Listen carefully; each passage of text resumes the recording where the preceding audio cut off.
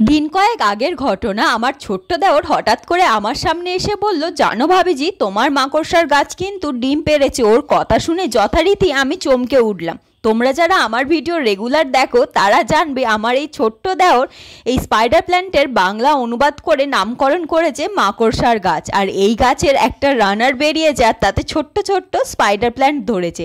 সেই জন্য আমাকে বললো যে তোমার স্পাইডার প্ল্যান্টের কিন্তু ডিম পেড়েছে। থুড়ি স্পাইডার প্ল্যান্ট বললে হবে না, এই যে আবার মাকড়সার গাছ বলতে হবে ওর সামনে। আমার হাত ধরে টেনে নিয়ে বললো, ছাদে চলো এক্ষুনি, গাছের রানারটার অবস্থা মোটেও ভালো নয়, কিছু ব্যবস্থা ওর করো। তাই তো সত্যি দেখি রানারটার অবস্থা মোটেও ভালো নেই, কিছু এক্ষুনি একটা ব্যবস্থা করতেই হবে।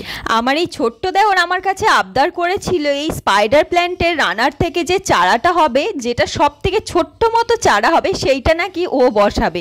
কিন্তু রানারটার অবস্থা যেহেতু খারাপ, তাই এই চারাগুলো এখন আর রাখা গেল না, আমি তুলে গাছের গোড়াতেই বসিয়ে দিলাম। আচ্ছা তোমরা বলো তো ওই চারাটা গ্রো করতে পারবে কিনা। আমার আগের ভিডিওতে চন্দ্রা, ইয়াসমিন, সাবির, সাবা, সিমরান তোমরা বলেছিলে তোমাদের নাম নেয়ার জন্য, তো হাই সবাইকে। টানা কয়েকদিন বৃষ্টির কারণে আমার রানারটা যেহেতু পচে গেছিল, তাই পচে যাওয়া অংশটুকু বাদ দিয়ে দিলাম আর গাছটা কয়েকদিনের জন্য একটু শেডের মধ্যে রাখবো।